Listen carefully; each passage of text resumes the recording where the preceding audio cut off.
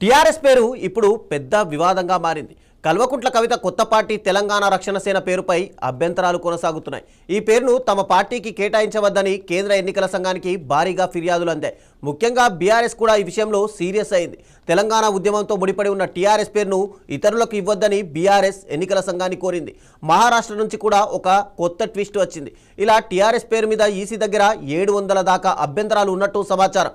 మరి ఈ title war ఎటు దారితీస్తుందో తెలుస్తోంది. తెలంగాణ రాజకీయాల్లో టీఆర్ఎస్ పేరు చుట్టూ ఇప్పుడు హాట్ డిబేట్ నడుస్తోంది. కల్వకుంట్ల కవిత ప్రారంభించిన తెలంగాణ రక్షణ సేన టీఆర్ఎస్ పేరుపై కేంద్ర ఎన్నికల సంఘానికి వందల సంఖ్యలో అభ్యంతరాలు వచ్చాయి. కవిత తన పార్టీ పేరు కోసం పత్రికల్లో ఇచ్చిన ప్రకటనలపై దాదాపు 700కు పైగా ఫిర్యాదులు అందాయి. ఇది కవితకు పెద్ద షాక్ అనే చెప్పాలి.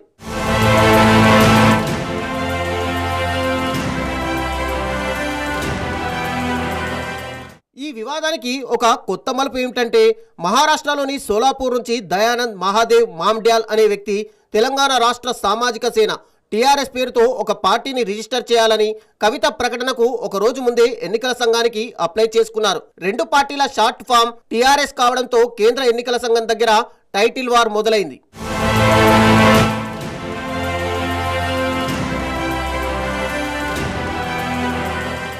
ఇక బీఆర్ఎస్ పార్టీ కూడా కవిత టీఆర్ఎస్ పేరు వాడకంపై తీవ్ర అభ్యంతరం వ్యక్తం చేసింది.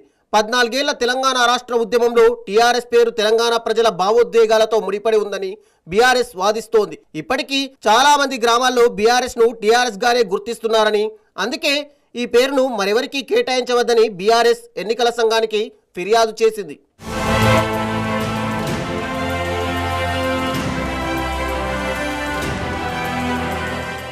అంతేకాదు, తెలంగాణ రాష్ట్ర ఎన్నికల సంఘం దగ్గర ఇప్పటికే తెలంగాణ రాజ్య సమితి లాంటి కొన్ని రాజకీయ పార్టీలు టీఆర్ఎస్ పేరుతో నమోదై ఉన్నాయి. ఈ పార్టీలు కూడా కవిత తెలంగాణ రక్షణ సేన పేరుపై అభ్యంతరం వ్యక్తం చేశాయి. దీంతో ఎన్నికల సంఘం ఈ అభ్యంతరాలను చాలా సీరియస్గా తీసుకుని స్క్రూటినీ మొదలుపెట్టింది.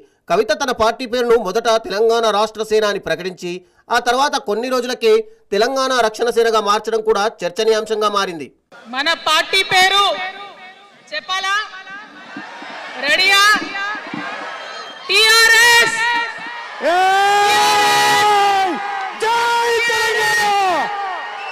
మన పార్టీ పేరు చెప్పాలా?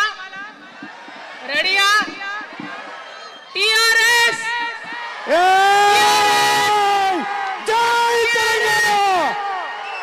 ఈ పరిణామాలన్నీ చూస్తుంటే కవిత కొత్త పార్టీకి టీఆర్ఎస్ అనే పేరు కొనసాగుతుందా లేదా అన్నది ఉత్కంఠగా మారింది. ఎన్నికల సంఘం తుది నిర్ణయం కోసం అందరూ ఎదురు చూస్తున్నారు. కవిత టీం ఈ అభ్యంతరాలపై ఎలా సమాధానమిస్తుంది అనేది ఇప్పుడు కీలకంగా మారింది.